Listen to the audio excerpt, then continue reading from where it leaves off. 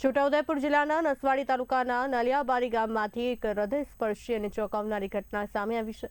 આઝાદી પછી પણ નલિયાબારી ગામ પાકા રસ્તાથી વંચિત છે।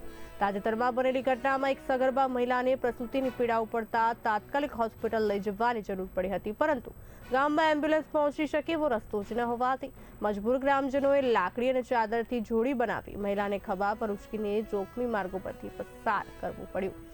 નેતાઓના ભાષણોમાં રસ્તાઓ બને છે, પરંતુ નલિયાબારીની જમીન આજે પણ કાચી અને પથરાળ છે। રસ્તાના અભાવે કટોકટીના સમયે 108 એમ્બ્યુલન્સ ગામ સુધી પહોંચી શકતી નથી, જે દર્દી કે સગર્ભા માટે જીવલેણ સાબિત થઈ શકે છે। ગ્રામજનોનું કહેવું છે કે ચૂંટણી સમયે વોટ માંગવા આવતા નેતાઓ જીત્યા પછી મોઢું બતાવતા નથી। સ્માર્ટ સિટી અને ડિજિટલ ઇન્ડિયાની વાતો વચ્ચે આ હકીકત તંત્રની નિષ્ફળતા પર મોટો પ્રશ્ન ચિહ્ન મૂકે છે। ત્યારે સૌથી મોટો સવાલ એ છે કે શું આ જ આપણો વિકાસ છે? શું નલિયાબારીના લોકોને સુરક્ષિત રસ્તા અને આરોગ્ય સુવિધાઓ મેળવવાનો અધિકાર નથી?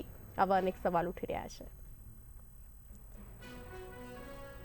ફળિયાની સગર્ભાને દુખાવો ઉપડે છે ત્યારે બધા ગામના લોકો ભેગા મળીને લાકડાની જોડી બાંધીને ઉચકીને 1 કિલોમીટર સુધી લઈ જઈએ છીએ। પછી ખાનગી ગાડીને નિશાણાથી ફોન કરીને બોલાવવામાં આવી હતી અને એમાં બેસાડીને ઠેઠ નિશાણા પાકો રસ્તો છે ત્યાં સુધી બેસાડીને લઈ ગયા હતા। પછી ત્યાંથી 108માં બેસાડીને દુગ્ધા પીએસસી સેન્ટરમાં લઈ ગયા હતા।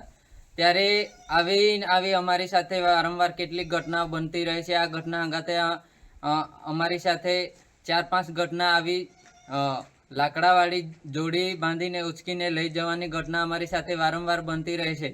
ત્યારે સરકારને અમારે કહેવાનું છે કે નળિયાબાર ફળિયાના રસ્તાઓ 11 કરોડના ખર્ચે મંજૂર થયેલા છે, છતાં પણ ટેન્ડર બહાર પાડવામાં નથી આવતું અને અમારા રોડ રસ્તા હતા એવા ને એવા રહે છે।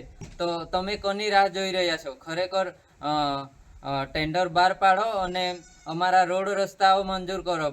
બાકી આ રીતે કોઈક મહિલા કે બાળકનું રસ્તામાં મૃત્યુ થઈ જશે ત્યારે એનો જવાબદારી કોણ